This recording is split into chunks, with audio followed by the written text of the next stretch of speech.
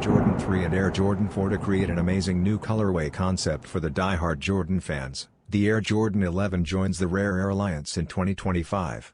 As we get closer to the Air Jordan 11 Rare Air's holiday 2025 launch, zsneakeheadz provides some important information, despite the fact that the news was previously revealed back in October. To begin with, the Rare Air Jordan 11 mock-up has been revised to show a more precise color blocking. It will have a white leather upper, a deep royal blue patent leather mudguard, and a Fire Red Jumpman and logo package. Lastly, the eyelets will have the Jordan inscription, similar to the 2006 Air Jordan 11 DMP sample that was never launched. Later, in 2020, the Air Jordan 11 Jubilee, which also has the same opaque milky white outsole, will replicate the detail. It has also been announced that the new Jordans will be available on October 1, 2025.